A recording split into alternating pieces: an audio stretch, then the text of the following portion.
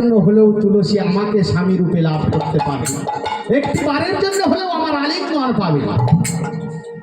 বাবা ব্রহ্মা কোথায় এলেন? আবার তুলসীর কাছে এলেন। তুলসী বলো কি চাও? বললো প্রভু এই একটাই জিনিস চাই, নারায়ণকে আমি স্বামী রূপে লাভ করতে চাই, এই বর আমাকে দাও।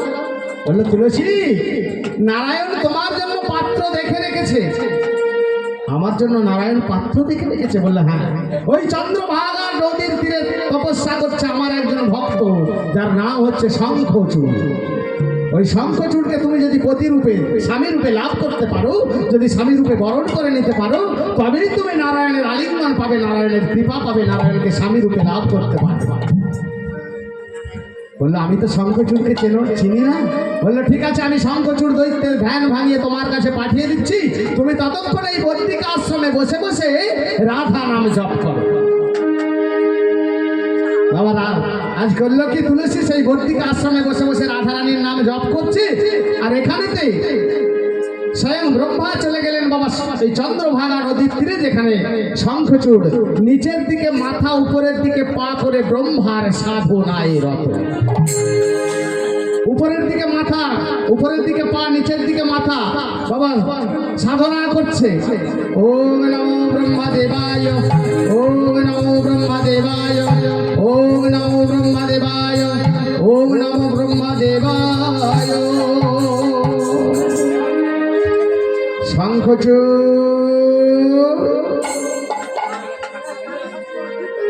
ধ্যান ভাঙালে, প্রভু তুমি এসেছো? তুমি এসেছো প্রভু? হ্যাঁ এসেছি। বল তুই আমার কাছ থেকে কি বর চাস? আমি বলে অমরে যেন হতে পারি,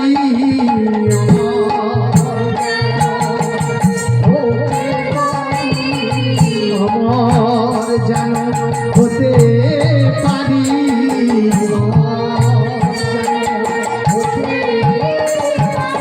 এই মিনতি তোমায় করি, অমর যেন হতে পারি।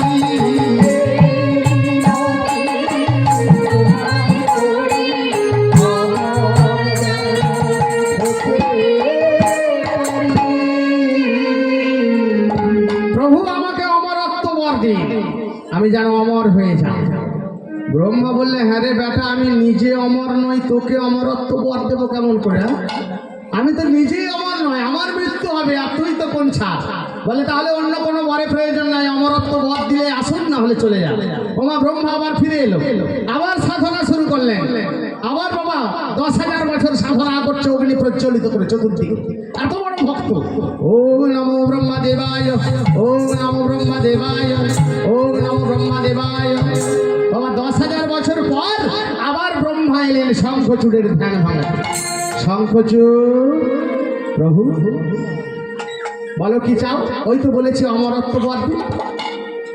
বলে দাঁড়া, অমরত্ব বর দেবো আমি, ঠিক আছে, কিন্তু তার আগে তুই বলতো, তুই যে অমরত্ব বর চাইছিস, তোর পূর্ব পরিচয় আমাকে জানা, তবে তোকে অমরত্ব বর দেবো।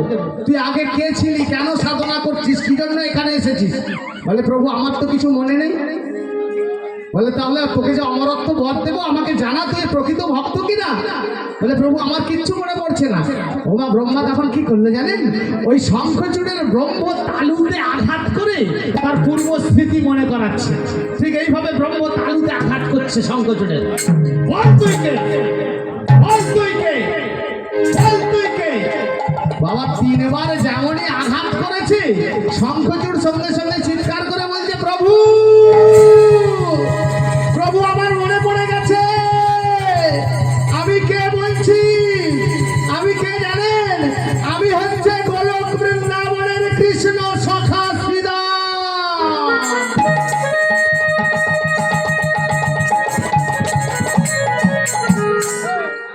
কি বললি? তুই গোলক বৃন্দাবনের কৃষ্ণ সখা শ্রীদাম? বলে হ্যাঁ প্রভু। হ্যাঁ রে, তুই যদি গোলক বৃন্দাবনের কৃষ্ণ সখা শ্রীদাম হলি, তাহলে এই দৈত্যকুলে তোর কেন জন্ম হলো? প্রভু সে অনেক কথা শুনবেন, বলতো দেখি কি হয়েছিল সেদিন। বাবা শঙ্খচূড় আরম্ভ করলো, বলে শুনুন তাহলে সেদিনের ঘটনা। গোলক বৃন্দাবনে শ্রীমতী রাধারানী গোবিন্দের কাছে অহংকার করেছিল বাবা। গোলক বৃন্দাবনে শ্রীমতী রাধারানী গোবিন্দকে অহংকার করে বলেছিল, প্রভু প্রাণনা, এই গোলক বৃন্দাবনে আমি ছাড়া তুমি কোনো লীলা করতে পারবে না, আমি ছাড়া তুমি অচল, রাধারানী ছাড়া কোনোদিন কৃষ্ণ লীলা হবে না। ভগবান আমার সব সহ্য করে মা, মানুষের দুটো জিনিস সহ্য করতে পারে না, কি জানো? মানুষের দুটো জিনিস সহ্য করে না, একটা হচ্ছে কোনো ভক্তের চোখের জল আর মানুষের অহংকার। মানুষের অহংকার আর ভক্তের চোখের জল, এই দুটো জিনিস সহ্য করে না বাবা। যার জন্য দর্পহারী মধুসূদন সেদিন ওই দুঃশাসনের 52 ব্যঞ্জনকে পরিত্যাগ করে দিয়ে বিদুরের স্ত্রী কাদম্বিনীর কাছে কলার খোসা সেবা করেছিল। দুর্যোধন মনে মনে চিন্তা করেছিল, কৃষ্ণ গোয়ালার ছেলে ভিখারি পাণ্ডবদের সাথে সাথে ঘুরে বেড়ায়, কৃষ্ণকে এমন সেবা আজ আমি দেব, কৃষ্ণ কোনোদিন ভুলতে পারবে না। বাবা সেটা তো 52 প্রকারের ব্যঞ্জন ছিল না দুর্যোধনের, সেটা ছিল 52 প্রকারের অহংকার। কিন্তু আমার দর্পহারী মধুসূদন সেদিন ওই দুর্যোধনের 52 ব্যঞ্জনটাকে পরিত্যাগ করে দিয়ে কাদম্বিনীর কাছে কলার খোসাগুলো খেলেন। এত বড় ভক্ত ছিল কাদম্বিনী। কেন খেলেন? কাদম্বিনীর মধ্যে ছিল বাবা ভক্তি, প্রেম, শ্রদ্ধা। কারণ বিনা প্রেম সে নাহি মিলে নন্দ লালা, মীরার একটা গান আছে না, বিনা প্রেম সে নাহি মিলে নন্দ লালা। ভগবানকে পেতে গেলে মা, ভগবানের করুণা পেতে গেলে ভগবানকে একটু প্রেম নিবেদন করতে হয়, ভগবানকে প্রেম দিয়ে ডাকতে হয়। প্রেম কাকে বলে জানো মায়েরা? কেউ প্রেম করেছে কোনোদিন? ঠিক হ্যাঁ, যদি কেউ প্রেম করে থাকো একটু হাত তোলো তো দেখি, কে প্রেম করেছে? হ্যাঁ, তাহলে ওখান থেকে একজন হাত তুলেছে।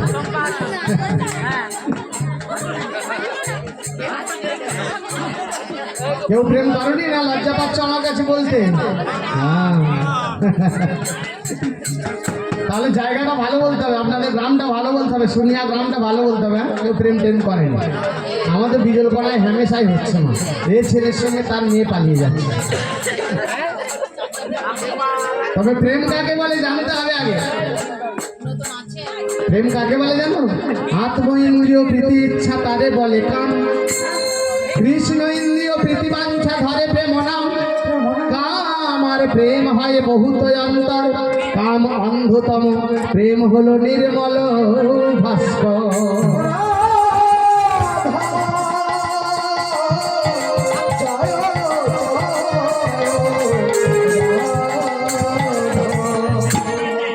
আত্মইন্দ্রিয় প্রীতি ইচ্ছা বাবা, অনেকে বলে না হ্যাঁ গো অমুকের ছেলের সাথে অমুকের মেয়ের প্রেম হয়ে গেছে, এটাকে প্রেম বলে না বাবা। এগুলো হচ্ছে কামনা বাসনা চরিতার্থ করার জন্য আমরা যেগুলো করে থাকি, এটাকে প্রেম বলে না। প্রেম কাকে বলে না? কৃষ্ণ ইন্দ্রিয় প্রীতি বাঞ্ছা ধরে প্রেম না, কৃষ্ণের দেওয়া ইন্দ্রিয়, কৃষ্ণ প্রদত্ত ইন্দ্রিয়। বলে কৃষ্ণ আমাদের কে দিয়েছে মা? কৃষ্ণ কে দিয়েছে? বলে কৃষ্ণ কি দায়ীকে সেটা বলুন, যা দিয়েছে সবই তো কৃষ্ণ দিয়েছে। তাহলে কৃষ্ণের দেওয়া ইন্দ্রিয় এই যে বাবা 10 ইন্দ্রিয়, চক্ষু কর্ণ নাসিকা জিহ্বা ত্বক মুখ পানি পায়ু পদ উপস্থ, 5টি জ্ঞানেন্দ্রিয়, 5টি কর্মেন্দ্রিয় যখন কৃষ্ণর সেবায় লাগানো হয় তাকে বলা হয় প্রেম। তবে প্রেম করার একটা বয়স থাকে না, হ্যাঁ প্রেম করার বয়স থাকে না। ঠিক আছে, প্রেম করতে গেলে উপযুক্ত বয়স কোনটা? হ্যাঁ, শিশুকাল না যৌবনকাল না বৃদ্ধকাল? হ্যাঁ, শিশুকাল। শিশুকাল তো প্রেমের মানেই বোঝে না। হ্যাঁ, আবার বৃদ্ধকালে যদি প্রেম কেউ করে মা, সেই প্রেমের রস থাকবে? হ্যাঁ, বুড়ো বয়সে প্রেম হলে সেই প্রেমে মজা থাকে। একটা গান শুনেছ মাইকে? হ্যাঁ, গাইবো এক লাইন? যদি বলো তাহলে গাইবো। হ্যাঁ, গাইবো। একটা গান হয় না, গানটা সাধারণ, মানেটা কিন্তু অসাধারণ বাবা। শুনবেন মাঝে মাঝে গানটা। পীড়িত করিলে করিলে সজনী, সময় চলে গেলে আর পাবিনি। পীড়িত করিলে করিলে সজনী, সময় চলে গেলে আর পাবিনি। পীড়িত করিলে করিলে সজনী, সময় চলে গেলে আর পাবিনি।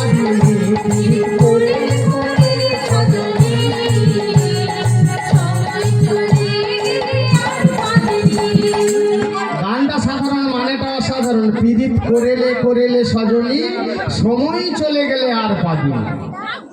তাহলে ভগবানের সঙ্গে প্রেম করতে গেলে বলে শিশুকালে কৃষ্ণ ভজে কৃষ্ণ পাবার আসে, যৌবনে কালে কৃষ্ণ ভজলে কৃষ্ণ আসে বা নাই আসে, আর বৃদ্ধ কালে কৃষ্ণ ভজে জমের তর আসে। তাহলে শিশুকাল থেকে কৃষ্ণ ভজনা করতে হয়, কিন্তু শিশুকালে তো অত পরিপাটি করে হয় না মা, হয় কি? হ্যাঁ, সাধারণ জ্ঞান তো থাকে না বাচ্চা বাচ্চা ছেলেদের। প্রকৃত কৃষ্ণ ভজনের সময় হচ্ছে যৌবনকাল, কিন্তু সে সময় আমরা বাবা কামনা বাসনার মোহে অন্ধ হয়ে থাকি। বুড়ো বয়সে গিয়ে হরে কৃষ্ণ বলতে গিয়ে মাঝের দাঁতটা তখন চলে গেছে, আর হরে কৃষ্ণ সোজাভাবে উচ্চারণ হয় না। তাহলে প্রকৃত ভজন করতে গেলে বাবা শিশু থেকে অভ্যাস করে যৌবনকালে ভজন করতে হবে। আজকে দেখুন যেখানে ছিলাম, আজকে বলছে কি এমন সেদিনে বাবা অহংকার করেছিল শ্রীমতী রাধারানী যে আমি ছাড়া কোনোদিন গোলক বৃন্দাবনে কৃষ্ণলীলা হবে না। গোবিন্দ সব সহ্য করে না, অহংকার সহ্য করে না। তাই গোবিন্দ করলো কি, ওই রাধারানীর অহংকারকে চূর্ণ করার জন্য নিজের বাম অঙ্গ থেকে আর একটা নারী সৃষ্টি করলো। নাম দিল কি না, বিরজা। বিরজাকে নিয়ে বিরজার কুঞ্জে গোবিন্দমান নিশি যাপন করছে। শ্রীরামকে বলছে, শ্রীরাম সখাকে বলছে, শ্রীরাম তুই দরজায় দাঁড়িয়ে পাহারা দে, কেউ যেন এই বিরজার কুঞ্জে প্রবেশ করতে না পারে, পাহারা দিবি। এমনকি যদি ভাবময়ী শ্রীমতী রাধারানীও আসে তাকেও কিন্তু প্রবেশ করতে দিবি না। আমার শ্রীরাম করেছে কি, একবারে গদা ঘাড়ে করে আর ওই বিরজার দরজার কুঞ্জেতে পাহারা দিচ্ছে। আর এখানে শ্রীমতী রাধারানী আমার গোবিন্দকে দেখতে না পেয়ে চতুর্দিকে গোবিন্দের অন্বেষণ করছে। হে প্রাণনাথ, হে গোবিন্দ, তুমি কোথায়, তুমি কোথায় রয়েছো আমাকে বলে দাও। বাবা চতুর্দিকে অন্বেষণ করতে করতে আর রাধারানী বিরজার কুঞ্জের পাশ দিয়ে মা পেরিয়ে যাচ্ছে। বিরজার কুঞ্জের পাশ দিয়ে যখন পেরিয়ে যাচ্ছে, রাধারানীকে দেখে শ্রীরাম বলছে, ও রাধে। রাধারানী দাঁড়িয়ে গেছে, ও রাধে তোমার কৃষ্ণ কিন্তু এখানে নাই। বলে তোমার কৃষ্ণ এখানে নাই। রাধারানী মনে মনে চিন্তা করছে, আমার কৃষ্ণ বিরজার কুঞ্জ, তাহলে বিরজার কুঞ্জে আছে। কারণ আমি তো শ্রীরামকে কিছু জিজ্ঞাসা করিনি যে কৃষ্ণ কোথায় আছে। শ্রীরাম নিজের থেকে বলছে যে কৃষ্ণ এখানে নাই, তার মানে তাহলে বিরজার কুঞ্জে নিশ্চয়ই আছে। তোমার কথাটা কেমন হলো জানেন? এই বছর 3-4 আগে একটা রোগ এসেছিল না আমাদের বাবা সারা বিশ্বব্যাপী, কি নাম বলুন তো? হ্যাঁ, করোনা বা কোভিড-19। কোভিড এসেছিল তো করোনাতে কার কি ক্ষতি হয়েছিল জানিনি মা, আমাদের কিন্তু ব্যাপক ক্ষতি হয়েছিল। এইসব অনুষ্ঠান বন্ধ হয়ে গিয়েছিল। আর আমাদের কীর্তনিয়াদের জানেন, হরিনামে যতদিন গাই ততদিন আমরা রাজার বেটা। হ্যাঁ, হরিনাম গাইলে পয়সা থাকে, হরিনামও শেষ, পয়সাও শেষ। তো যখন ওই কোভিড এলো তখন আমাদের যা যে বাবা বায়নাপত্র ছিল, যেখানে যা প্রোগ্রাম ছিল সব একে একে ক্যান্সেল হতে লাগলো। তো কিছুদিন বাদেতে পুজো এসে গেল। তো পুজোটাও ছিমছাম ভাবেই হয়েছিল, বেশি জোরালো ভাবে হয়নি। তো যখন পুজো এসে গেল, এই যে দেখতে পাচ্ছেন আমার ডান দিকে এই যে শ্রীখোলটা বাজাচ্ছে, এ হচ্ছে আমার জামাইবাবু। তো আমার কাছেই থাকে, আমার দলেই থাকে। তো জামাইবাবু এসে একদিন বলছে, শালাবাবু এবছর তো কীর্তন টীর্তন তেমন নেই, তো সব তো করোনার জন্য বন্ধ হয়ে গেল, সামনে পুজো এসে গেছে, তো আমাদের নিজেদের পোশাক আশাক হোক আর না হোক তোমার ভাগনা ভাগিগুলো তো কিনে দিতে হবে, তো তাহলে আমাকে কিছু টাকা ধার দাও, আবার গান টান হলে তোমাকে শোধ করে দেবো। আমি মনে মনে চিন্তা করলাম, হ্যাঁ গো আমার কাছেই থাকে, কোথায় আর যাবে, ঠিক আছে কিছু টাকা নিয়ে যাও, ভাগনা ভাগনিদের জামা প্যান্ট সব কিনে দাও, পোশাক আশাক পুজোতে ছেলেগুলোকে দিতে হবে, নিজেদের হোক না হোক। তো বাবা সেই দিন কিছু টাকা আমার কাছ থেকে হাওলা মানে ধার নিয়ে চলে গেল। এবার মা যেদিন থেকে ওই টাকাটা আমার কাছে ধার করেছে, তার পর দিন থেকে আমি যদি এই রাস্তাটা দিয়ে যাই, আমাকে দেখতে পেলে ও তখন ওই দিকে ঘুরে ঘুরে যায়। পাছে আমি টাকার টাকাটা করি। তা একদিন হয়েছে কি, হঠাৎ মা একটা গানের বায়না এসেছে, এবার আমার কাছাকাছি বাড়ি, তো আমি ওর বাড়িতে খবর দিতে যাচ্ছি। ও আমাকে যেই দেখতে পেয়েছে, দেখে আড়াল হয়ে গেছে। আমি দেখিনি ওকে, ও আমাকে দেখে আড়াল হয়ে গেছে। ওর ছেলেটাকে বলছে, এই তোর মামা আসছে। ওর বাইরে মা একটা আম গাছ ছিল, আছে এখন। বলছে, আমি এই আম গাছের ডালে উঠে বসে থাকছি, তোর মামা যদি এসে আসে, তোর মামাকে বলবি যে বাবা বাড়িতে না। ছেলে বলে, হ্যাঁ গো বাবা, তুমি বাড়িতে আছো, মামা এলে বলবো বাবা বাড়িতে না। লাই, তোকে বলতে বলছি, বলবি। বলে ঠিক আছে। ওমা, আমার তো মনে পাপ নেই, আমি খবর দিতে যাচ্ছি যে অমুক তারিখে গান আছে। তখন ভাগনা আমার ছুটে ছুটে আসছে আমাকে দেখে, দেখি বলছে, ও মামা, মামা গো, আমি কি রে? বলে, বাবা বাড়িতেও নাই, আম গাছেও নাই। বাড়িতেও নাই, আম গাছেও নাই? বলে, না বাবা বাড়িতেও নাই, আম গাছ। তখন আমি মনে মনে চিন্তা করেছি, তাহলে ভেবেছে নিশ্চয়ই আমাকে টাকাটা করতে আসছে। বাইরে আম গাছ আছে, আম গাছের ডালে উঠে বসে আছে। বাড়ি গিয়ে দেখি মা সত্যিই তাই, পা ঝুলিয়ে বসে আছে। আমি নেমে এসো গাছ থেকে, পড়ে গেলে আমার দল অচল হয়ে গেল। এটা হচ্ছে দৃষ্টান্ত। তাহলে সিদ্ধান্তটা কি? সিদ্ধান্তটা রাধারানী মনে মনে চিন্তা করছে। শ্রীরাম বলছে, ও রাধে, এখানে কৃষ্ণ নাই, তার মানে ওখানেই কৃষ্ণ আছে। বাবা রাধারানী তাড়াতাড়ি করে এসে বলছে, জয় শ্রীরাম, দাঁত ছাড়। দাঁত ছেড়ে দে। বলে, না দাঁত ছাড়া যাবে না। দাঁত ছেড়ে দে বলছি তো, দাঁত ছাড়া যাবে না। শ্রীরাম, দাঁত ছেড়ে দে। বাবা শ্রীরামকে ঠেলে দিয়ে রাধারানী ঢুকে পড়লো বিরজার কোণে। আর এখানে বিরজা দেখতে পেয়েছে রাধারানী আসছে। রাধারানী যেই না আসছে, কৃষ্ণকে বলছে, ও প্রভু, দেখো দেখো রাধারানী আসছে, যা ক্রোধ করে আসছে, এক্ষুনি তো আমাকে অভিশাপ দেবে। বলে, ঠিক আছে, তুমি কোনো চিন্তা করো না বিরজা, আমি তোমাকে বর দিলাম, এই মুহূর্তে তুমি গোলে নদী হয়ে যাও। আমার বরে তুমি গোলে নদী হয়ে যাও। ওমা, কৃষ্ণের বরে বিরজা সঙ্গে সঙ্গে হলো কি, নদী হয়ে গেল, নদী হয়ে বইছে। আর কৃষ্ণ মনে মনে চিন্তা করছে, রাধারানী আমাকেও তো ছাড়বে না, যেভাবে আসছে। তাই কৃষ্ণ করলো কি মা, বিরজাকে করেছে নদী, আর নিজে একটা কালো সর্প হয়ে ওই বিরজার জলেতে খেলা করছে।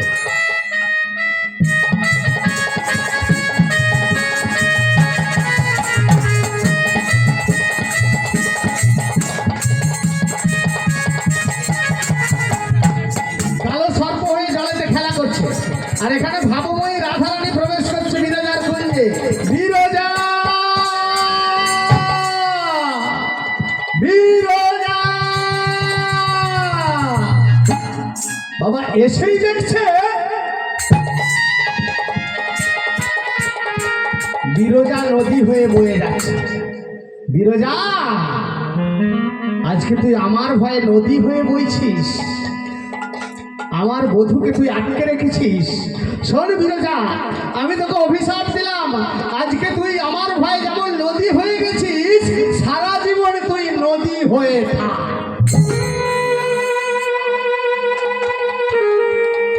বিরজা কাঁদতে কাঁদতে কাঁদতে কাঁদতে গোবিন্দ চরণে বলছে, প্রভু, একদিন তোমার মনোবাসনা পূর্ণ করতে যে সারা জীবন আমি এই গোলক বৃন্দাবনে বিরজা নদী হয়ে বইব। আর কি তোমার কোনোদিন চরণ পাবো না, আর কি তোমার কোনোদিন দর্শন পাবো না। দুঃখ করো না বিরজা, তুমি এই গোলক বৃন্দাবনে বিরজা নদী হয়ে বইবে।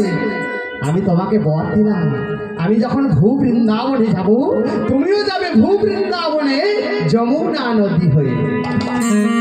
কংস কারাগৃহে দৈবকীর গর্ভে জন্মগ্রহণ করে পিতা বাসুদেবের কোলে চড়ে আমি যখন ব্রজে গমন করব, তখন পিতার কোল থেকে তোমার পক্ষে পড়ে গিয়ে তোমার সাথে হবে আমার প্রথম মিলন। তারপর তোমার ধীরে ধীরে আমি ধেনু ধারণ করবো, তখন আমার চরণ পাবে।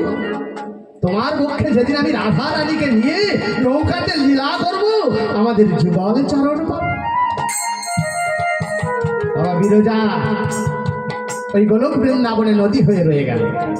আর এখানে রাধারানী মনে মনে চিন্তা করছে, বিরজা তো নদী হয়ে গেল, কিন্তু আমার বধূ কোথায় গেল? কই দেখি। বাবা চতুর্দিক ঘুরতে ঘুরতে দেখতে পাচ্ছে একটা কালো সর্প হয়ে খেলা করছে। যেই না কালো সর্প হয়ে গেছে, রাধারানী মনে মনে চিন্তা করছে, ও বধূ, তুমি আমার ভয়ে সর্প হয়েছে। শোনা শোনো, দাঁড়াও তাহলে আমিও দেখাচ্ছি মজা। ওমা, রাধারানী করলেন কি, নিজে একটা ময়ূরের রূপ ধারণ করলেন। আর সর্পের শত্রু বাবা ময়ূর। সর্পের ভক্ষীয়, ময়ূরের ভক্ষীয় বস্তু হচ্ছে সর্প। নিজে একটা ময়ূরের রূপ ধারণ করে আর ওই সর্পের পিছনে পিছনে তাড়া করেছে। সর্পও ছুটছে, ময়ূর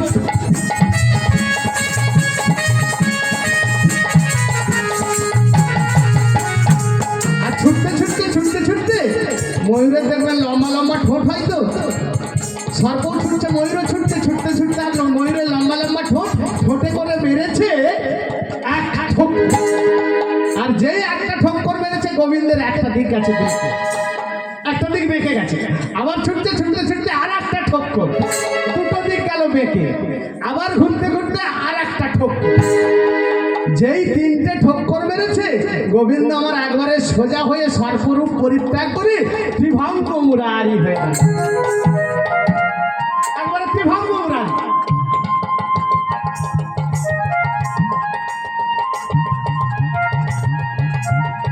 সোজা শ্যাম নয় মা, বাঁকা শ্যাম।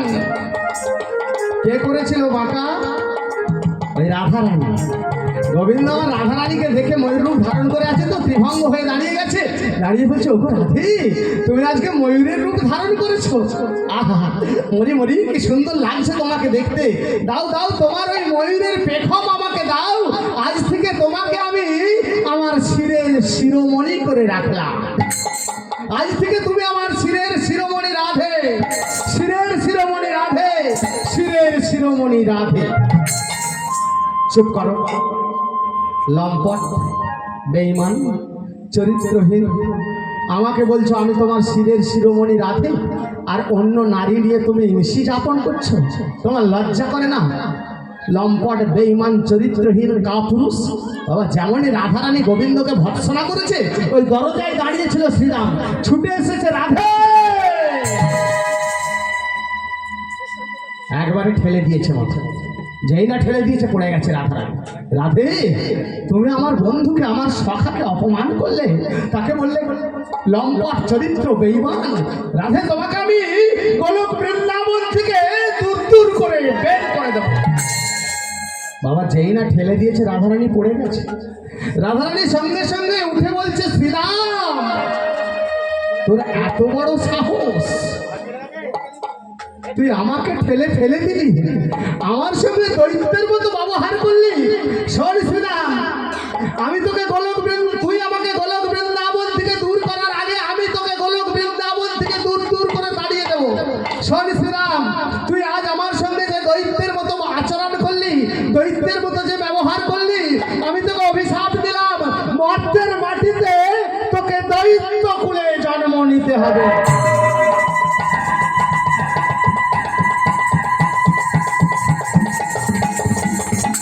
নাম হবে তোর শঙ্খচূড় দৈত্য। অভিশাপটা দিয়ে দিল। যেই না অভিশাপ দিয়ে দিল, সঙ্গে সঙ্গে শ্রীরামের ধ্যান ভেঙে গেছে। আমি তো তাহলে ভুল করে ফেলেছি রাধাচরণে, রাধারানীর চরণে তো ভুল করেছি। সঙ্গে সঙ্গে রাধারানীর চরণ দুটো জড়িয়ে ধরেছে। ও রাধে, তুমি কি অভিশাপ দিলে আমায়? এই অভিশাপ তুমি ফিরিয়ে দাও রাধে, এই অভিশাপ তুমি ফিরিয়ে দাও। আমাকে মর্তের মাটিতে পাঠিয়ে না, আমাকে দৈত্য কুলে জন্ম দিও না। রাধারানীর চরণ তলে কাঁদছে, কাঁদতে কাঁদতে কাঁদতে কাঁদতে রাধারানীর চরণ তলের মাটিটা ভিজে গেল বাবা। তবু রাধারানী নীরব নিথর। উত্তর না পাইয়া শ্রীরামে ভাবে মনে মনে, ক্ষমা নাহি পাইলাম শ্রী রাধার চরণে। শ্রী রাধা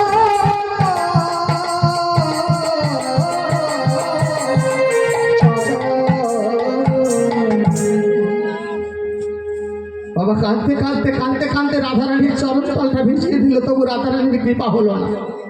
শ্রীরাম বলছে, ও রাধে, আজ তুমি আমাকে লঘু পাপে গুরু দণ্ড দিলে। আমি সামান্য অপরাধ করেছি, তার জন্য তুমি আমাকে শাস্তি দিলে, আমাকে মর্তের মাটিতে দৈত্য কুলে জন্ম নিতে হবে। শোনো রাধে, আমি যদি কৃষ্ণ ভক্ত হয়ে থাকি, আমি যদি কৃষ্ণ সখা হয়ে থাকি, আমি যদি কৃষ্ণকে ভালোবেসে থাকি, আমিও তোমাকে অভিশাপ দেবো। তুমি আমাকে ঢিল ছুঁড়েছো, তোমাকে আমি পাটকেল মারবো। তুমি আমাকে একটা অভিশাপ দিয়েছো, আমি তোমাকে দুটো অভিশাপ দেবো রাধে। শোনো রাধে, যে কৃষ্ণের জন্য আজকে তুমি আমাকে অভিশাপ দিলে,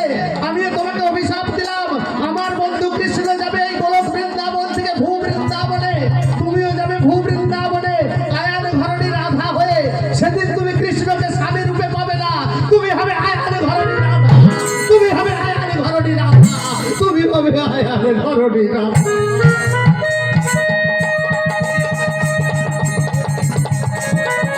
এটা আমার প্রথম অভিশাপ। আমার দ্বিতীয় অভিশাপটা শোনো রাধে। আজকে যেমন আমাকে কাঁদতে কাঁদতে বন্ধুকে ছেড়ে এই গোলক বৃন্দাবন ছেড়ে কৃষ্ণকে ছেড়ে চলে যেতে হচ্ছে ভক্তের মাটিতে, তেমনি তোমাকেও আমি অভিশাপ দিলাম কাঁধে। ওই বৃন্দাবনে গিয়ে যখন কৃষ্ণ বৃন্দাবন লীলা শেষ করে মথুরায় চলে যাবে, তখন তুমি মথুরার দিকে তাকিয়ে হা কৃষ্ণ বলে, হা গোবিন্দ বলে 100 বছর তোমাকে কাঁদতে হবে রাধে, 100 বছর তোমাকে কাঁদতে হবে।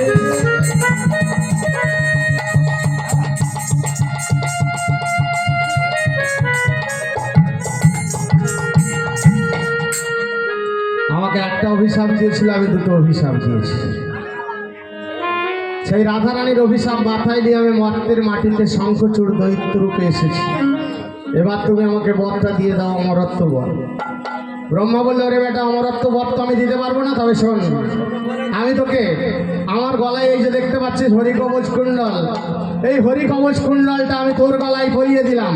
যতদিন আমার দেয় হরিকবচ কুণ্ডলটা তোর গলায় থাকবে, কোনো যক্ষ রক্ষ, কোনো দেবতা দানব, কোনো মানব তোর গা থেকে 1 বিন্দু রক্ত পর্যন্ত ঝরাতে পারবে না।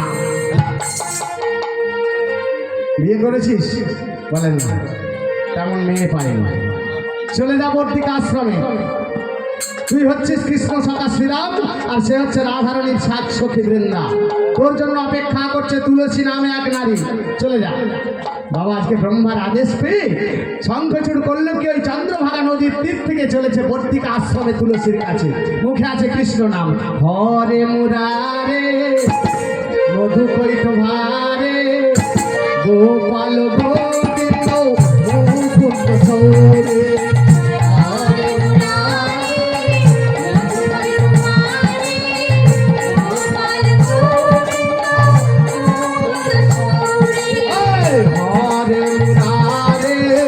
মধু কৈত ভারে গোপাল গোবিন্দ মুকুন্দ সৌরে।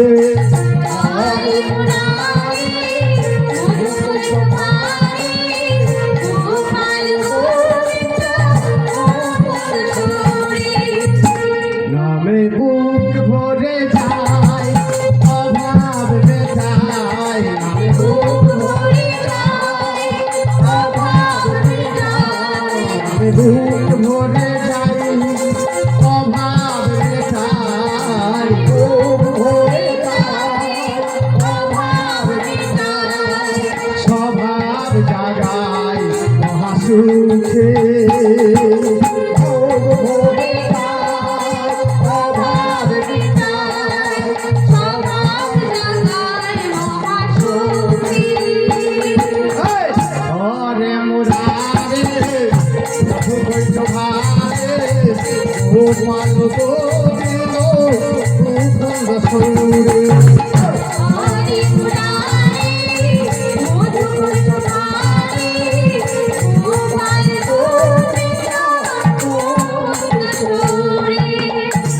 শ্রদ্ধেয় ভক্তমণ্ডলী, বাবা আজকে এইখানে আপনারা যে হরিবাসরে উপস্থিত হয়েছেন, তো একটা নিবেদন, যার বাড়িতে নামটা কি? শিবুরায়, শিবুলা। আচ্ছা, শিবুবাবুর বাড়িতে প্রসাদের ব্যবস্থা আছে।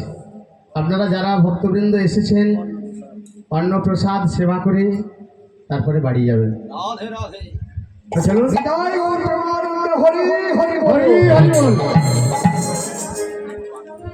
তো আজকে একবারে হরিনাম গাইতে গাইতে গাইতে গাইতে একবারে তুলসীর কাছে এসে গেছি। আর তুলসী বাবা বসে বসে রাধা নাম জপ করছিলেন, এসে তুলসীর ধ্যান ভাঙালো। তুলসী বাবা যেমনই ডেকেছে, তুলসী নয়ন উন্মিলন করেই দেখছে একজন বিশাল আকায় সুপুরুষ। কে আপনি? কে আপনি? আমার নাম ধরে ডাকলেন। তুলসী, আমি শঙ্খচূড়। শঙ্খচূড় কেন এসেছেন? তুলসী, আমি ব্রহ্মার আদেশে এসেছি তোমাকে স্ত্রী রূপে গ্রহণ করতে। সঙ্গে সঙ্গে মা তুলসীর মনে পড়ে গেছে, ব্রহ্মা তো বলেছিল স্বয়ং কৃষ্ণ আদেশ দিয়েছে শঙ্খচূড় দৈত্যকে আমাকে প্রতিরূপে লাভ করতে হবে, প্রতিরূপে বরণ করতে হবে, তবে আমি গোবিন্দকে স্বামী রূপে লাভ করতে পারবো, প্রতিরূপে লাভ করতে পারবো। মনে মনে চিন্তা করলো আর তাহলে দেরি করে তো আর নেই, শঙ্খচূড়কে স্বামী রূপে গ্রহণ করে যদি আমি গোবিন্দকে পাই তবে তাই হোক। সঙ্গে সঙ্গে বাবা করলো কি, শঙ্খচূড় আজকে তুলসীকে নিজের স্ত্রী রূপে বরণ করলো। ও গোপতি রূপে তুলসী বরণ করিল,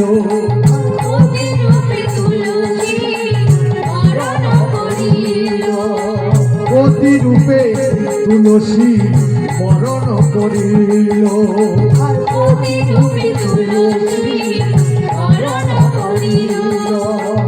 শঙ্খধ্বনি ধ্বনি বাজিয়া উঠিল,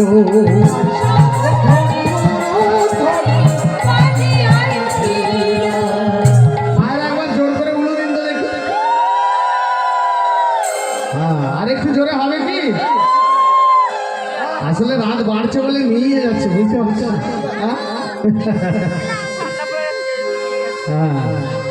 বাবা হরিবাসরের 3টে ধ্বনির প্রয়োজন বলেছিলাম আপনাদেরকে এর আগের বারে এসে। এক হচ্ছে আপনাদের বদন থেকে শঙ্খধ্বনি আর উলুধ্বনি, আর সব ভক্তের বদন থেকে হরিধ্বনি। তো মাঝে মাঝে উলুধ্বনি করবেন, উলুগুলো আবার আলমারিতে রেখে আসেন তো,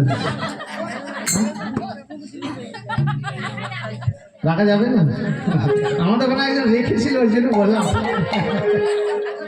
আমাদের ওখানে এরকম একটা ঘটনা ঘটেছিল, ওই একজন আর কি খুব ধনী ব্যক্তি, তো ছেলেকে বাবা বাইরে থেকে লেখাপড়া শিখিয়ে ছেলে চাকরি বাকরি করে, তো এবার বাড়িতে বৌমা এনেছে, সে আরও উচ্চ শিক্ষিত মা।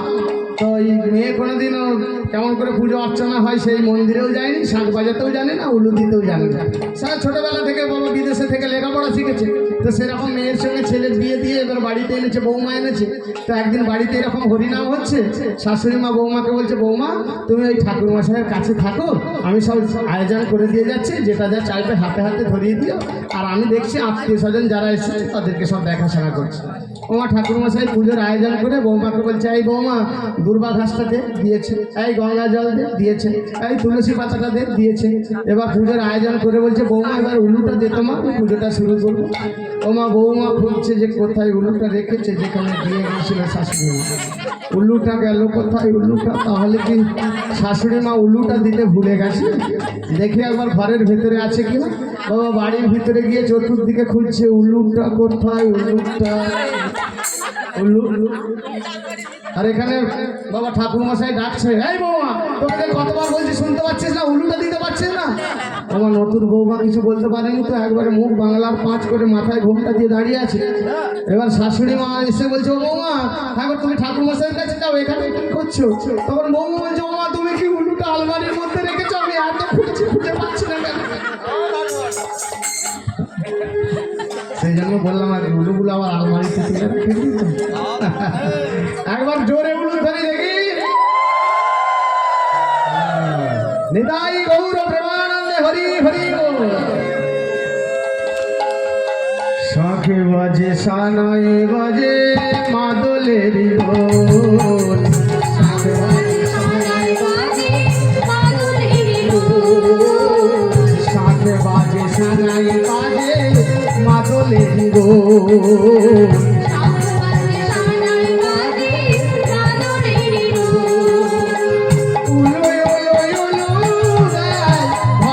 সকল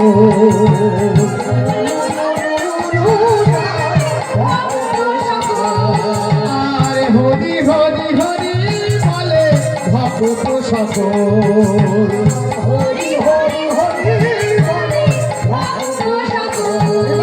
গৌর ব্রহ্মানন্দে হরি হরি না, শেষে ছাড়াবেন না, এখন দিলে আবার গন্ডগোল ফেটে যাবে, আমি আর থামাতে পারবো না। আর হয়ে এসেছে, আমি শেষের দিকে নিয়ে চলে গেছি, চিন্তা নেই, আপনাদেরকে আর বেশিক্ষণ কষ্ট দেবো না, আমি কাছাকাছি এসে গেছি। তো আজকে দেখুন, এরপর স্বামী রূপে বরণ হয়ে গেল, প্রতিরূপে গ্রহণ করলেন শঙ্খচূড়কে। এবার তুলসী প্রতিরূপে গ্রহণ করে এবার বাবা সতী নারীদের কি কাজ মা? বলে দেখিতে দেখিতে দিদি কাটিতে লাগিল, আর দিল, পতি সেবা করে তুলসী জগৎ ধন্য হলো, আরে পতি সেবা করে তুলসী জগৎ ধন্য হলো। তবে এবার তুলসী করলো কি, স্বামী সেবা আরম্ভ করলেন। সতী নারী তো মা, স্বামী সেবা শুরু করলেন। করো তোমরা, ঠিক আছে? স্বামী সেবা করো স্যার? হ্যাঁ, পদ সেবা করা হয় স্বামীদের? হ্যাঁ, বলছেন না? বাবা এই কিছুদিন আগে এক জায়গায় গান গাইতে গিয়েছিলাম, আপনাদের মতো মায়েদেরকে বলছি, ওমা আপনারা স্বামীর পদ সেবা করেন? বলে হ্যাঁ করি। আমি কিরকম করেন? বলে সবসময় পারি না, মাঝে মধ্যে করি আর কি। আমি কখন কখন করেন? বলে এই ধরুন যখন বোরো ধান কাটা হয় তখন একবার করি, যখন আলু তোলা হয় তখন একবার করি। আমি বললাম এরকম এরকম সময়ে অসময়ে সময়ে করেন কেন, মাঝে মাঝে সবসময় করতে পারেন না? বলে আসলে ঠাকুরমশাই আপনি জানেন না, এই বোরো ধান কাটার সময় না রাত্রেবেলা যদি স্বামীদের এই গা হাতগুলো একটু তেল তেল দিয়ে ভালো করে মালিশ টালিশ করে দেওয়া হয় না, তাহলে তার পরের দিন সকাল থেকে বেশ তেজে খাটতে পারে। তো একজন বয়স্ক ঠাকুমা সামনে বসেছিল, আমাকে বলছে বাবা দীনবন্ধু তুমি যে বলছো তোমার স্ত্রী পদ সেবা করে, আমি বললাম হ্যাঁ আমার স্ত্রীও করে। তবে কেমন করে জানেন? এই যে আপনাদের এখানে আজকে সুনিয়া গ্রামেতে কীর্তন গাইতে এসেছি, রাত্রেবেলা বাড়ি ফিরবো, তো বাড়িতে গিয়ে যদি স্ত্রীকে বলি হ্যাঁ গো শুনছো আজকে ওই সুনিয়াতে কীর্তন ছিল তো একটু নাচানাচি বেশি হয়েছে, পদ সেবা হবে? বলে হ্যাঁ হবে, 200 টাকা দাও তাহলেই হবে। আজকে দেখুন তুলসী যত স্বামী সেবা করছে, যত পতি সেবা করছে, শঙ্খচূড়ের শক্তি তত বৃদ্ধি হচ্ছে। কারণ সতী নারীর পুণ্য ফল বাবা, সতী নারীর পুণ্য ফল। কারণ আগেকালের দিনে মায়েরা একটা কথা বলতো, সংসার সুখের হয় রমণীর গুণে, বলে না? তারপরে একটা লাইন আছে বাবা, গুণবান স্বামী যদি থাকে স্ত্রীর সনে। একা একা তো সংসার সুখের হবে না, এক হাতে তো তালি বাজবে না, বাজবে? স্বামী যে স্বামীর বাবা স্ত্রী থাকবে তার সঙ্গে যে স্বামীটা থাকবে তাকেও ভালো হতে হবে, তবে সংসার সুখে হবে। আজকে দেখুন শঙ্খচূড় দৈত্যের যত পদ সেবা করছে তত শক্তি বৃদ্ধি হচ্ছে। আবার শক্তি বৃদ্ধি হলে, যত ক্ষমতা বৃদ্ধি হলে কি হয়? এই জগতে বাবা যার ক্ষমতা বেশি হয়ে যায় তার কি হয় মা? তাতে যেদিক দিয়েই হোক, ধরুন টাকা পয়সারই ক্ষমতা হোক আর গায়ে ক্ষমতাই হোক, যদি কোনো ক্ষমতা কারো বেশি হয়ে যায় কি হয়? অহংকার। আর অহংকার হলো পতনের কারণ। বাবা শঙ্খচূড়ের যেমনই বাবা শক্তি বৃদ্ধি হয়ে গেল, ব্রহ্মার দেয়া হরিকবচ কুণ্ডল আছে গলায়, কেউ তাকে মারতে পারবে না, অমরত্ব বর পেয়েছে। ঘরে আছে সতী শান্তি স্ত্রী তুলসী, স্বামী সেবা করে প্রত্যেকদিন স্বামীর আয়ু বৃদ্ধি করছে, অহংকারটা বেড়ে গেল। আমি আর এই পাতালের রাজা থাকবো না, আমি স্বর্গের রাজা হতে চাই, আমি মর্তের রাজা হতে চাই, আমি পাতালের রাজা হতে চাই, আমি ত্রিভুবন বিজয়ী শঙ্খচূড় হতে চাই। অহংকারে মত্ত শঙ্খচূড় স্বর্গ রাজ্য করলো আক্রমণ। সবার প্রথমে যুদ্ধ হলো কার সাথে? সবার প্রথমে যুদ্ধ হলো স্বয়ং নারায়ণের সাথে। বাবা নারায়ণ বারে বারে বারে বারে শঙ্খচূড়ের কাছে পরাজিত। তারপরে যুদ্ধ হলো ব্রহ্মা বিষ্ণু মহেশ্বরের সাথে, ভোলানাথের সাথে। ভোলানাথের সঙ্গে যুদ্ধ করে বাবা কৈলাসটাকে দখল করে নিল। বিষ্ণু লোক আমার, শিবলোক আমার। এরপর যুদ্ধ হলো বাবা দেবরাজ ইন্দ্রের সাথে। ইন্দ্রকে পরাজিত করে গোটা স্বর্গ রাজ্যটাকে দখল করে ফেললো। ইন্দ্রলোক আমার, স্বর্গ রাজ্য আমার, আমি ত্রিভুবনে বিজয়ী শঙ্খচূড়। সবার শেষে কোথায় এলো? ব্রহ্মলোকে ব্রহ্মার কাছে বাবা যে বরটা দিয়েছিল, ব্রহ্মাকে এসে বলছে বেরিয়ে এসো, নেমে এসো ব্রহ্মলোক থেকে, ব্রহ্মলোক আমার। বাবা আমাকে নিয়ে টানাটানি করছিস কেন? আমাকে ছেড়েছে বাবা, আমার বয়স হয়ে গেছে, আমি তো তোকে অমরত্ব বরটা দিয়েছি, নেমে এসো, এই ব্রহ্মলোক আমার। বাবা ব্রহ্মাকে টেনে নামিয়ে দিল সিংহাসন থেকে। ব্রহ্মার বলে বলি আর শঙ্খচূড় এক বিন্দু রক্ত ঝরাবে তার দেহ থেকে কার সাধ্য আছে? বাবা ক্ষমতার অহংকারে অহংকারী হয়ে স্বর্গ রাজ্য দখল করলো, মর্ত দখল করলো, পাতাল দখল করলো। স্বর্গ আমার, মর্ত আমার, পাতাল আমার, আমি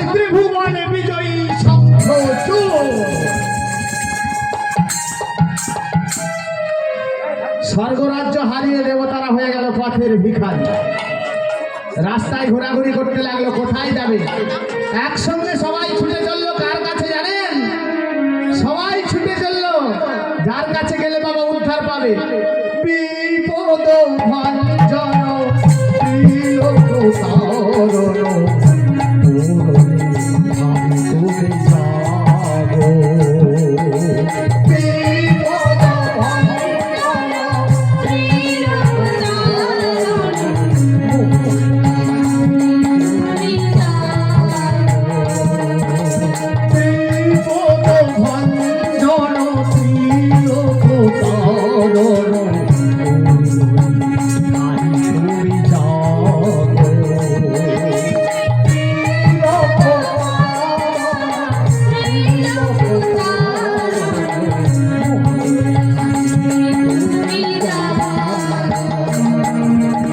বাবা সবাই ছুটে এলো ক্ষীর সমুদ্রের তীরে। অনন্ত সজ্জায় সাহিত্য সাহেব নারায়ণ মা লক্ষ্মী পদ সেবা করছে। সবাই করজোড়ে মিনতি করে কৃতাঞ্জলি ফুটে নারায়ণের ধ্যান ভঙ্গ করলেন। জাগো জাগো নারায়ণ, জাগো জাগো নারায়ণ, জাগো জাগো নারায়ণ, জাগো জাগো নারায়ণ, জাগো জাগো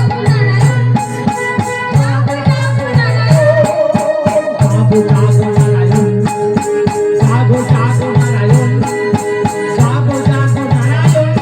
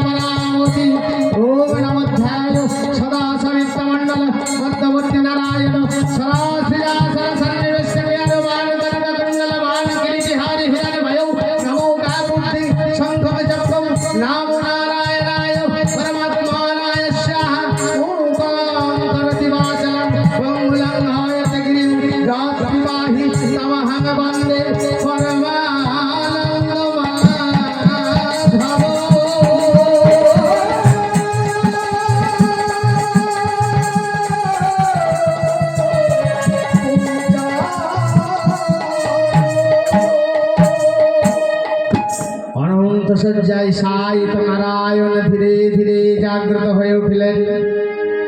কি ব্যাপার সব? মাথা হেট করে বসে কেন? না না, আপনাদেরকে নাই, নারায়ণ বলছে দেবতাদের। মাথা নিচু করে বসে আছে নারায়ণের চরণ তলে। কি ব্যাপার এরকম মাথাগুলো নিচু হয়ে গেল কেন? তাহলে প্রভু বড় বিপদে পড়ে এসেছে। তাহলে কি বিপদ? বলে শঙ্খচূড় দৈত্য আমাদের স্বর্গ রাজ্যটা দখল করে ফেলেছে। শিবলোক দখল করেছে, ব্রহ্মলোক দখল করেছে, ইন্দ্রলোক দখল করেছে। আমরা এখন পথে ভিখারি হয়ে গেছি। তা শঙ্খচূড়কে বরটা দিয়েছিল কে? যে বরটা দিয়েছিল সে কোথায় গেল? ব্রহ্মা বলছে প্রভু বুঝতে পারিনি। বুঝলেন? শঙ্খচূড় যে এরকম আমাকেই যে টেনে সিংহাসন থেকে নামিয়ে দেবে এটা আমি একদম বুঝতে পারি না। কিছু একটা ব্যবস্থা করুন। শোনো, শঙ্খচূড়ের পাপের ঘোড়া পরিপূর্ণ হয়ে এসেছে। এবার শঙ্খচূড়কে বধ হতে হবে। কেমন করে প্রভু? শোনো, শঙ্খচূড় এখন স্বর্গ রাজ্যে নেই। শঙ্খচূড় বুঝতে পেরেছে সে অনেক অন্যায় করেছে, অনেক পাপ করেছে। তাই সে চলে গেছে মর্তলোকে। ওই চন্দ্রভাগা নদীর তীরে একটা পাথার কুটির নির্মাণ করে সেখানে হরিনাম ভজনের সংকল্প করেছে। 7 দিন 7 রাত্রি নাম ভজনের সংকল্প করেছে। আজকেই হচ্ছে তার শেষ রাত্রি। আজকের রাত্রিটা যদি পূর্ণ হয়ে যায় তাহলে 7 দিন 7 রাত্রি পূর্ণ হয়ে যাবে হরিনাম ভজন। আর এই হরিনাম ভজন যদি পূর্ণ হয়ে যায় শঙ্খচূড়কে কেউ বধ করতে পারবে না। শঙ্খচূড়কে একমাত্র বধ করতে পারবে সমস্ত দেবতাদের মধ্যে যার নাম হচ্ছে দেবাদিদেব মহাদেব। তুমি যাবে শঙ্খচূড়কে বধ করতে। তুমি গিয়ে ওই শঙ্খচূড়ের নাম ভজনে বাধা দেবে, তাকে যুদ্ধে আহ্বান করবে, তারপর তাকে হত্যা করবে। বলে প্রভু আপনি আর কাউকে লোক পেলেন না, শেষে আমাকে খুঁজে পেলেন? ব্রহ্মা বলছে প্রভু শঙ্খচূড়ের নাম ভজনে বাধা দিলেও শঙ্খচূড় মরবে না। কেন? শঙ্খচূড়ের গলায় আছে আমার দেয়া হরিকবচ কুণ্ডল। ভগবান মুচকি হেসে বলছেন হে দেবমণ্ডলী, ভোলানাথ যাবে শঙ্খচূড়কে নাম ভজনে গিয়ে বাধা দেবে, তার সঙ্গে যুদ্ধে আহ্বান করবে। আমি তখন একজন ভিখারির ছদ্মবেশে ব্রাহ্মণের ছদ্মবেশে যাব শঙ্খচূড়ের কাছে। শুনেছি শঙ্খচূড় রাজা এত দানি, কাউকে কোনোদিন খালি হাতে ফেরায় না। আমি ছলনা করে শঙ্খচূড়ের গলা থেকে ওই হরিকবচ কুণ্ডলটা হরণ করে নেব। ওই হরিকবচ কুণ্ডলটা আমি ভিক্ষা স্বরূপ চাইব। প্রভু তাকেও শঙ্খচূড় বধ হবে না। শঙ্খচূড়ের ঘরে আছে সতী সাধ্বী স্ত্রী তুলসী। সতী নারীর কোনোদিন মৃত্যু হয় না, তাই শঙ্খচূড়ের স্ত্রী সতী সাধ্বী তুলসী যতদিন না মৃত্যু হবে ততদিন শঙ্খচূড়কে কেউ বধ করতে পারবে না। নারায়ণ বলে শোনো, আমি প্রথমে করব শঙ্খচূড়ের হরিকবচ কুণ্ডল হরণ, তারপর আমি শঙ্খচূড়ের রূপ ধরে যাব তুলসীর কাছে। সেখানে তুলসীর কাছে গিয়ে আমি করব তুলসীর সতীত্ব হরণ। তুলসীর সতীত্ব হরণ হলে তুলসীর হবে মৃত্যু, আর সতী নারীর মৃত্যু হলে তুলসীর মৃত্যু হলে শঙ্খচূড়ের হবে মৃত্যু। চলে যাও। কোথায় গেল ভোলানাথ? কটা বাজে? কটা? 10টা বাজছে, এখনো তুমি বসে আছো? চলে যাও, শঙ্খচূড়ের নাম ভজনে বাধা দাও। চলে যাও। কোথায় গেল? ত্রিশূল কোথায়? ত্রিশূল ভয়ে ফেলে পালিয়ে এসেছো? নারায়ণ বলে ভয়ে ফেলে পালিয়ে এসেছো? চলে যাও। বাবা ভোলানাথ বলল প্রভু ঠিক আছে আমি চললাম শঙ্খচূড় বধ করতে। হাতে ত্রিশূল, মুখে আছে কৃষ্ণ নাম। চলে যাচ্ছে। বিপদ ভঞ্জন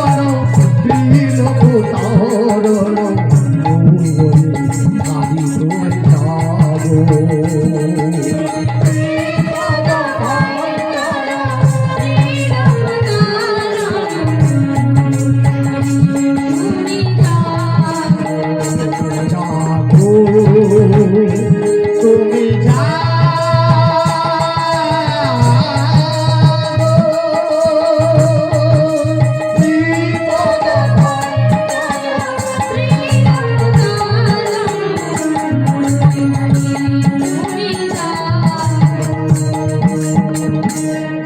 জাগো জাগো নারায়ণ, জাগো জাগো নারায়ণ, জাগো জাগো নারায়ণ, জাগো জাগো নারায়ণ,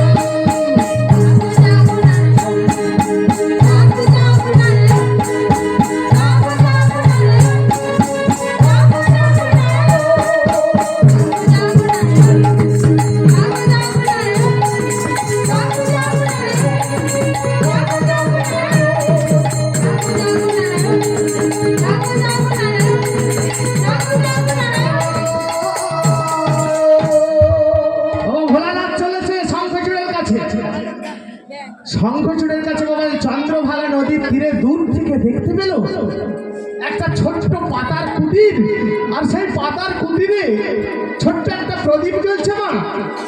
আর সেই কুটির থেকে ভেসে আসছে কৃষ্ণ নাম। মহাদেব গিয়ে কিছুটা দূরে থমকে দাঁড়িয়ে গেছে।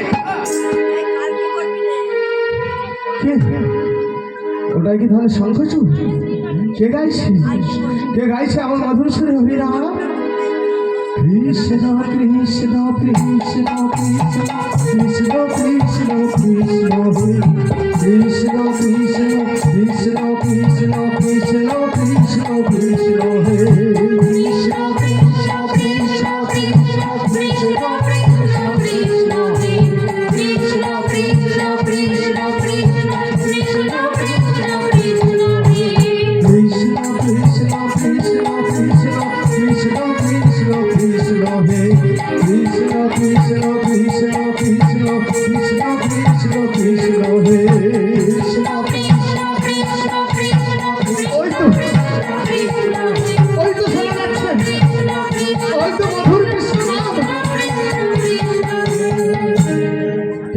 শঙ্খচূড়।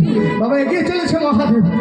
কৃষ্ণ কৃষ্ণ কৃষ্ণ কৃষ্ণ কৃষ্ণ কৃষ্ণ কৃষ্ণ কৃষ্ণ শঙ্খচূড়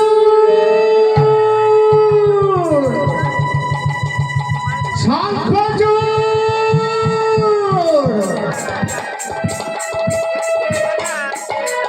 বাবা যেমনই ডেকেছে ভোলানাথ, সঙ্গে সঙ্গে শঙ্খচূড় কৃষ্ণ নাম বন্ধ করে তাকিয়ে দেখছে স্বয়ং ভোলানাথ। ভোলানাথ ভোলানাথ তুমি এখানে? শঙ্খচূড় শঙ্খচূড় তুমি বেরিয়ে এসো, আমি তোমার সঙ্গে যুদ্ধ করতে চাই। দাঁড়াও ভোলানাথ, আমি 7 দিন 7 রাত্রি নাম ভজনের সংকল্প করেছি, আজকে তার শেষ রাত্রি। আর আমার নাম ভজন হতে কিছু মাত্র সময় বাকি আছে, তারপর নাম ভজন পূর্ণ করে তোমার যুদ্ধের স্বাদ আমি মিটিয়ে দেবো। না, কোনো ধৈর্য নয়, কোনো অপেক্ষা নয়, তুমি বেরিয়ে এসো শঙ্খচূড়, আমি এখনই তোমার সাথে যুদ্ধ করতে চাই। ভোলানাথ ভোলানাথ তুমি আমাকে একটু সময় দাও, আমি শুধু নাম ভজনের সংকল্প করেছি, আজকে শেষ রাত্রি, আমি শুধু নাম ভজনটা পরিপূর্ণ করে নিই, তারপর আমি তুমি যা বলবে আমি তাই শুনবো। ভোলানাথ বলছে শঙ্খচূড় আমি কোনো অপেক্ষা করতে পারবো না, কোনো সময় দিতে পারবো না, তুমি ভীরু কাপুরুষ, এত বড়, হ্যাঁ এত বড় তুমি ভীরু, এত বড় কাপুরুষ তুমি, হ্যাঁ? তোমার যদি এত ক্ষমতা তাহলে হরিনামকে কেন আশ্রয় করেছো? বেরিয়ে এসো, আমার সঙ্গে যুদ্ধ করবে, এসো দেখি তোমার কত ক্ষমতা। ভোলানাথ তুমি আমার ধৈর্যের বাঁধ ভেঙে দিও না ভোলানাথ, বেরিয়ে এসো তুমি, তুমি কত বড় বীর আজ আমি দেখতে চাই, আজ এই ত্রিশূলের আঘাতে আমি তোমাকে শেষ করে ফেলবো। বাবা শঙ্খচূড় ধৈর্যচ্যুত হয়ে গেল, সঙ্গে সঙ্গে গলা ঘাড়ে করে বেরিয়ে আসছে। ভোলানাথ ধরো তোমার ত্রিশূল। বাবা ভোলানাথ ধরেছে ত্রিশূল আর শঙ্খচূড় ধরেছে গলা, শুরু হয়ে গেল ভোলানাথ আর শঙ্খচূড়ের তুমুল যুদ্ধ।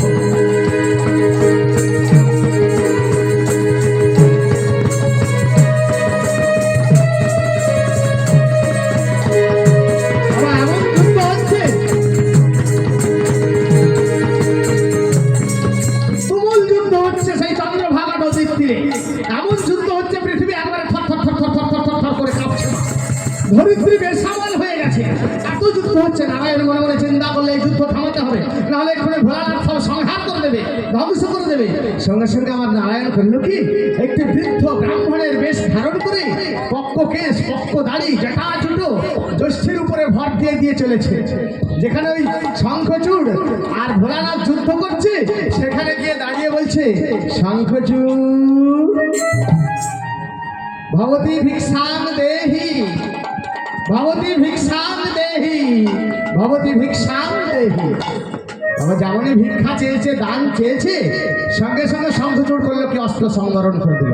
ভোলানাথ তুমি কিছুক্ষণ দাঁড়াও, আমার কাছে একজন ব্রাহ্মণ এসেছে কিছু দান চাইছে, আমি ওই ব্রাহ্মণকে আগে দান দিয়ে আসি, তারপর তোমার যুদ্ধের স্বাদ আমি মিটিয়ে দেবো, তুমি একটু অপেক্ষা করো।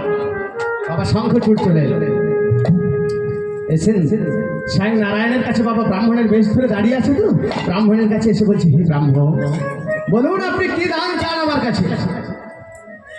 আমি যা চাইবো তুমি তাই দেবে। ব্রাহ্মণ আমি স্বর্গের রাজা, আমি মর্তের রাজা, আমি পাতালের রাজা, আমি ত্রিভুবন বিজয়ী শঙ্খচূড়, আমার কাছে কোনো ধনরত্নের অভাব নেই, যদি চান তো আপনাকে একটা গোটা রাজ্য পর্যন্ত আমি দিয়ে দিতে চাই পারি। না না না, রাজ্যে কি বা প্রয়োজন, আমি সামান্য ব্রাহ্মণ, আমি একটা জিনিস তোমার কাছে ভিক্ষা চাই, বলুন আপনি কি চান? বলে 300 বলো।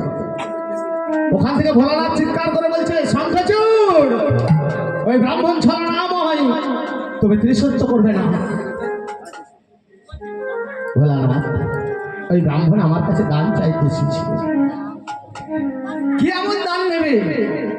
একটা গোটা রাজ্য চাইবে, না হলে আমার জীবনটা চাইবে, আমি তাই দিয়ে দেবো ব্রাহ্মণের কাছে। বলো ব্রাহ্মণ আমি 300 করলাম, যা চাইবেন আমি তাই দেব দেব দেব। বাবা যেই না বলেছে দেব দেব দেব, সঙ্গে সঙ্গে ব্রাহ্মণ বলছে শঙ্খচূড় তোমার গলায় এই যে হরি কবচ কুণ্ডল ওটা আমি ভিক্ষা স্বরূপ চাই। ব্রাহ্মণ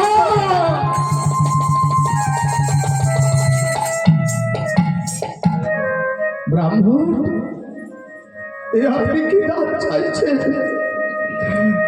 ব্রহ্মার দেয় হরি কবচ কুণ্ডল আমার অমরত্ব বর, এটা যদি আমি খুলে দিই আমার তো সঙ্গে সঙ্গে মৃত্যু অনিবার্য। ব্রাহ্মণ, আপনি অন্য কিছু চান, যা চাইবেন আমি তাই দেব। এই হরি কবচ কুণ্ডলটা আমি ভিক্ষা দিতে পারবো না। আপনি ধনরত্ন চান, আপনি রাজ্য চান। শঙ্খচূড়, তুমি আমার কাছে 3 সত্য করেছ, যদি সত্য রক্ষা না করো সত্য ভঙ্গের অপরাধে তোমার অনন্ত নরক বাস হবে। আমি চলে যাচ্ছি, আমার অন্য কোনো দানে নাহি প্রয়োজন। আমার সব ব্রাহ্মণ চলে যাচ্ছে। শঙ্খচূড় বলছে, দাঁড়াও ব্রাহ্মণ। শঙ্খচূড় একবার যার কাছে 3 সত্য করে, আমি জানি ব্রাহ্মণ এই হরি কবচ কুণ্ডলটা খুলে দিলে আমার মৃত্যু অনিবার্য। তবু আমি তোমার হাতে ভিক্ষা স্বরূপে হরি কবচ কুণ্ডলটা করে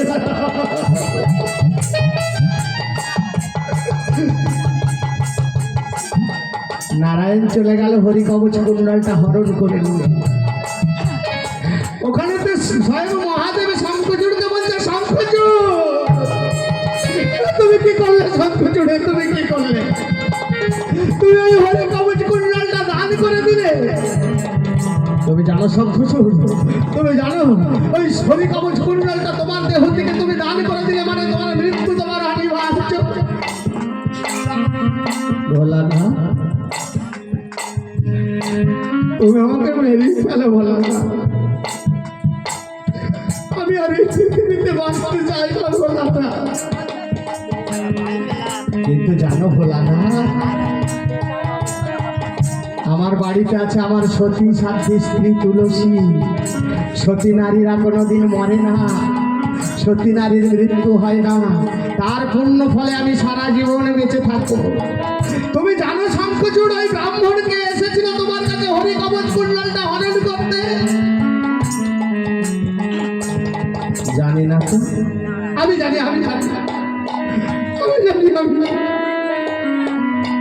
ওই ব্রাহ্মণ আর কেউ নয় শঙ্খচূড়।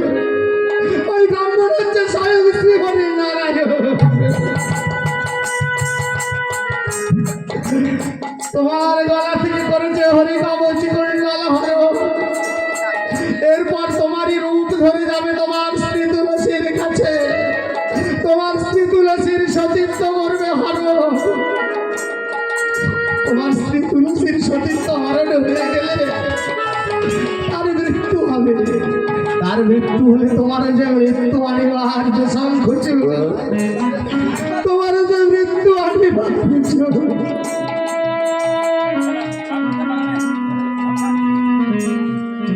মৃত্যু আমি পাবো না। আমি অতি অধম, আমি পতিত, আমি নরকের কীট। তাই তো প্রভু ছলনা করে আমার সঙ্গে হরি কবচ কুণ্ডলটা হরণ করে নিয়ে গেল। তাই তো প্রভু আমাকে দর্শন দিল না। তাই তো প্রভুকে আমি চিনতে পারলাম।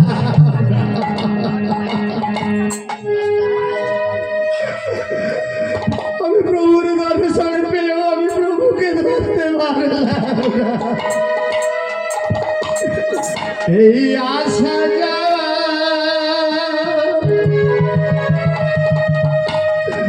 মহাবের মাঝে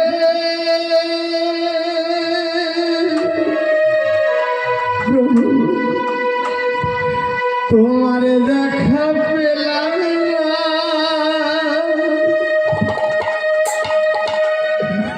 যা চাইব বলে ভেবেছিলাম,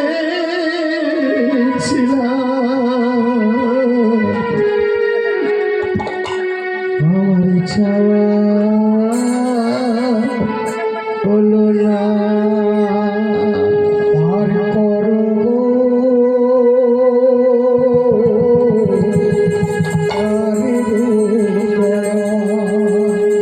তুলে না, তুলে না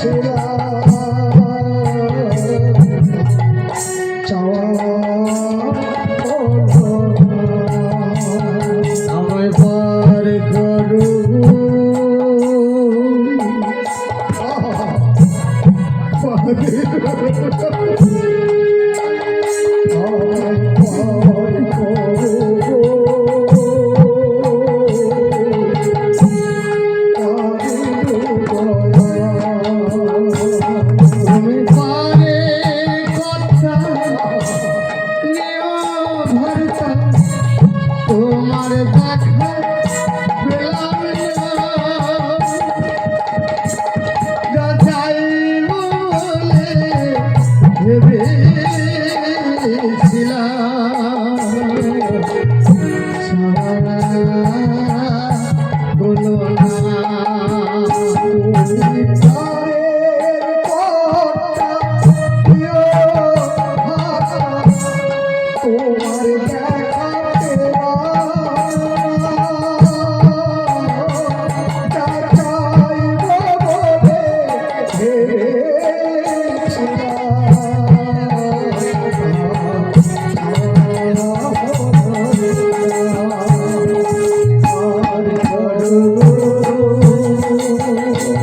তুলে নাও, তুলে নাও, আমায় তুমি তুলে নাও, আমায় তুমি মৃত্যু দাও।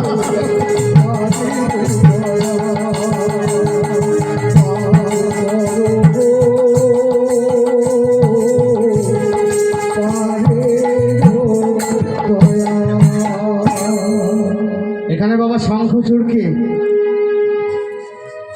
ধরে রাখলেন সেই চন্দ্রভাগা নদীর তীরে স্বয়ং দেবাদিদেব মহাদেব। কারণ সতী নারী না মরলে তো শঙ্খচূড়কে বধ করতে পারবে না। আর এখানে স্বয়ং শ্রীহরি নারায়ণ কি করলো মা? ওই শঙ্খচূড়ের গলা থেকে হরিকবচ কুণ্ডলটাকে হরণ করলেন, করে বাইরে বেরিয়ে এসে নিজে শঙ্খচূড়ের বেশ ধারণ করলেন। শঙ্খচূড়ের বেশ ধারণ করে চলে গেল শঙ্খচূড়ের রাজ্যে। সেখানে শঙ্খচূড়ের স্ত্রী তুলসী স্বামীর জন্য কত অপেক্ষা করে বসে আছে। আজকে নাম ভজনের শেষ রাত্রি, কত আশা কত আকাঙ্ক্ষা নিয়ে তুলসী বসে আছে স্বামী বাড়ি ফিরে আসবে। কত চিন্তা করছে সারা রাত্রি জেগে জেগে, আমার স্বামীর নাম ভজন আজকে রাত্রিতে শেষ হবে, আমার কাছে ফিরে আসবে। কত মনে আশা কত আকাঙ্ক্ষা। আর এখানে স্বয়ং শ্রীহরি নারায়ণ শঙ্খচূড়ের বেশ ধারণ করে একবারে দরজার কাছে গিয়ে দাঁড়িয়ে ডাক দিয়েছে, তুলসী তুলসী তুলসী। বাবা তুলসী ঘরের মধ্যে ছিল, যেমনই স্বামীর কণ্ঠস্বরটা শুনতে পেয়েছে মনে মনে চিন্তা করছে আমার স্বামী ফিরে এসেছে। স্বামী স্বামী তুমি এসেছো স্বামী। বাবা তাড়াতাড়ি করে তুলসী মনের আনন্দে ছুটতে ছুটতে গিয়ে দরজাটা খুলেই যাচ্ছে, শঙ্খচূড় দাঁড়িয়ে রয়েছে। সঙ্গে সঙ্গে করলো কি মা, নিজেকে ঠিক রাখতে পারলো না, সঙ্গে সঙ্গে করলো কি গিয়ে একেবারে নিজের স্বামী ভেবে নারায়ণকে আলিঙ্গনটা দিয়ে, নারায়ণ নিজের দুটো বাহু দিয়ে তুলসীকে জড়িয়ে ধরলেন। তুলসী বাবা সতী নারীর সতীত্ব হরণ হয়ে গেল। সতী নারীর যেই না সতীত্ব হরণ হয়ে গেল, সঙ্গে সঙ্গে আপনা থেকে ওই তুলসীর স্মৃতির সিঁদুরটা মাটিতে খসে পড়ে গেল। যেই না মাটিতে নিজের স্মৃতির সিঁদুরটা খসে গেল, সঙ্গে সঙ্গে চিৎকার করে বলে উঠলো, কে কে তুমি ছলনা হয়, আমার স্বামীর বেশ ধরে আমার সতীত্ব হরণ করলে, বলো তুমি কে, সত্যি করে পরিচয় দাও। যদি সত্যি কথা না বলো, আমি যদি সতী নারী হয়ে থাকি, আমি তোমাকে এক্ষুনি অভিশাপ দেব, আমার অভিশাপে তুমি পুড়ে ছাই হয়ে যাবে, বলো তুমি কে।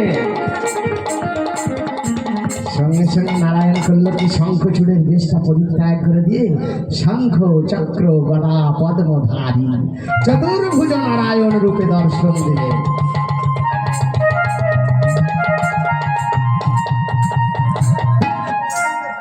তুলসী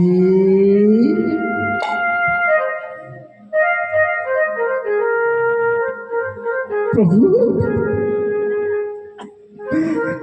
প্রভু তুমি এসেছো, প্রভু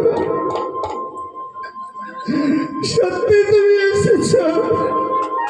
তুলসী আমি তো তোমাকে বলেছিলাম একটি বারের জন্য হলেও, একটা দিনের জন্য হলেও তুমি আমার আলিঙ্গন পাবে। আমি যে ভক্তাধীন ভগবান, ভক্তের মনোবাসনা পূর্ণ করাই যে আমার কাজ।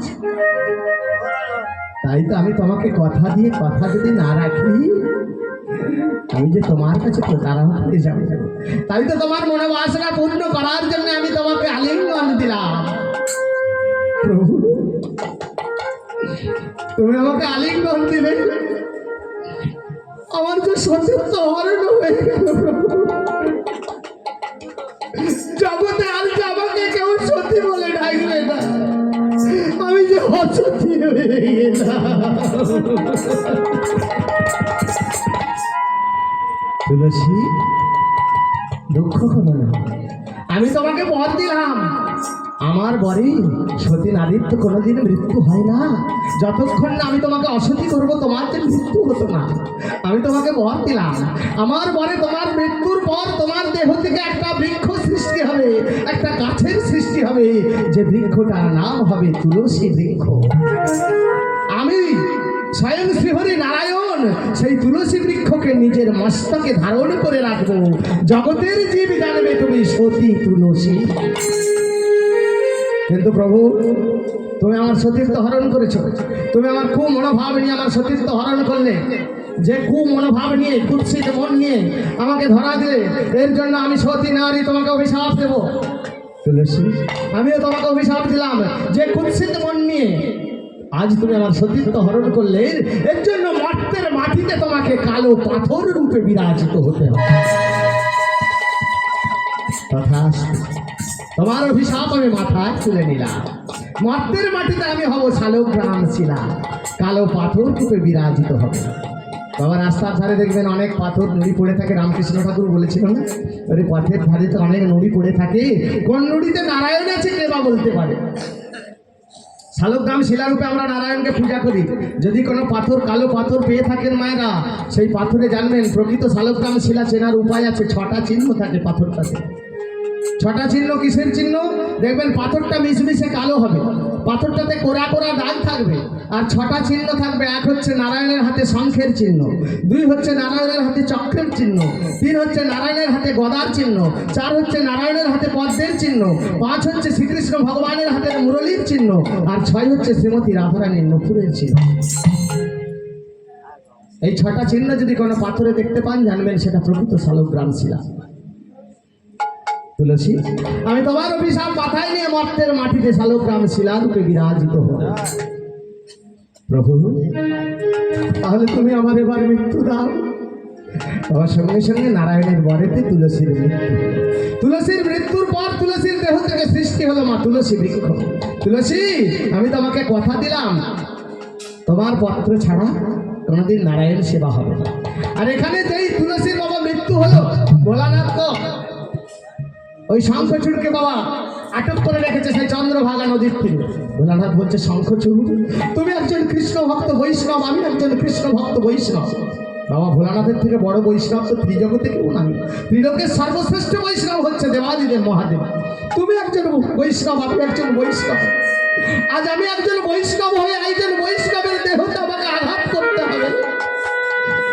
একজন বৈষ্ণবের দেহ থেকে আমাকে রক্ত ঝরাতে হবে। কিন্তু শঙ্খচূড়, তুমি যে একজন বৈষ্ণব, এটা আমি জগতের মাঝে প্রমাণ করে দিয়ে যাব। শোনো, তোমার মৃত্যুর পর আমি তোমার দেহটা পোড়াবো না। তাই করলো কি, যেই না তুলসীর মৃত্যু হয়ে গেল, বাবা সঙ্গে সঙ্গে করলো কি, ভোলানাথ নিজের ত্রিশূল দিয়ে শঙ্খচূড়কে বধ করে দিলেন। শঙ্খচূড়, পরম বৈষ্ণব তুমি, আমিও পরম বৈষ্ণব। বৈষ্ণব হয়ে বৈষ্ণবের দেহ আমি পোড়াবো না। তোমার দেহটা ফেলে দিলাম আমি ওই নর্মদা নদীর জলে। শোনো, আমি তোমাকে বর দিলাম, তুমি যে একজন বৈষ্ণব, তোমার দেহটা ওই নর্দমার জলে পচে একটা কীট সৃষ্টি হবে, যে কীটের নাম হবে শঙ্খ। তোমার দেহ থেকে সৃষ্টি হবে শঙ্খের। ওই শঙ্খ, যে শঙ্খ স্বয়ং শ্রীহরি নারায়ণ নিজেও হস্তে ধারণ করে থাকে। আর ওই শঙ্খ থেকে তৈরি হবে শাখা। তোমাকে সম্মান করার জন্য, তোমার স্ত্রী তুলসীর সতীত্ব বজায় রাখার জন্য হিন্দু বাড়ির এই অস্ত্রী মেয়েরা হাতে শঙ্খ করে তোমার স্ত্রী তুলসীকে সম্মান জানাবে, তোমার স্ত্রী তুলসীর সতীত্বকে বজায় রাখবে। বাবা তাই আজকে হলো কি ওই শঙ্খচূড়ের দেহ থেকে সৃষ্টি হলো শঙ্খে, নর্মদা নদীর জলে পৌঁছে গিয়ে সেটা থেকে কীট সৃষ্টি হলো, শঙ্খের সৃষ্টি হলো। যে শঙ্খ শ্রীহরি স্বয়ং শ্রীহরি নারায়ণ নিজে হস্তে ধারণ করলেন, ওই শঙ্খ থেকে তৈরি হলো শাখা, যা আপনারা আজ হাতের মধ্যে পড়ে আছেন। শঙ্খচূড়, তুমি একজন বৈষ্ণব, আমি একজন বৈষ্ণব। তাই আমি তোমাকে কথা দিলাম, মৃত্যুর সময় তোমার তো স্ত্রী তুলসীর সাথে তোমার মিলন হলো না, তোমার দেখা হলো না, আমি তোমাকে বর দিয়ে গেলাম এই কলিযুগ পর্যন্ত প্রত্যেক দিন সন্ধ্যাবেলায় তোমার স্ত্রীর সাথে তোমার মিলন হবে। কখন না, প্রত্যেক দিন সন্ধ্যাবেলায় প্রত্যেক হিন্দু বাড়ির অঙ্গনে তোমার স্ত্রী তুলসী বিরাজ করবে।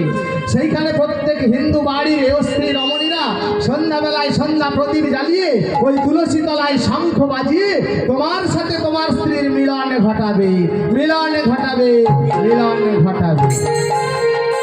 তাহলে আমরাও করি মা, করি না?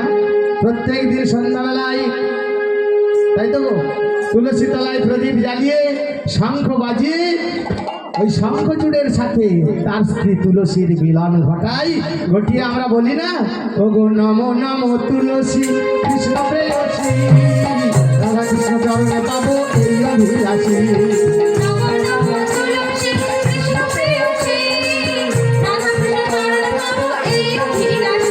ও গো নমো নমো তুলসী কৃষ্ণ প্রেয়সী, রাধা কৃষ্ণ চরণে পাবো এই অভিলাষী।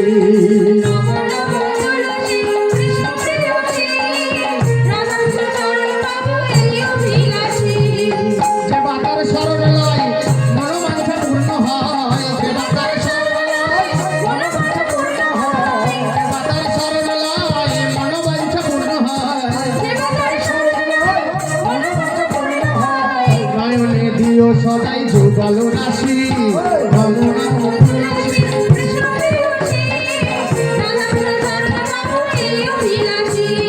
নমো নমো তুলসী কৃষ্ণ প্রেয়সী, রাধা কৃষ্ণ জন্ম পাবো এই অভিলাষী।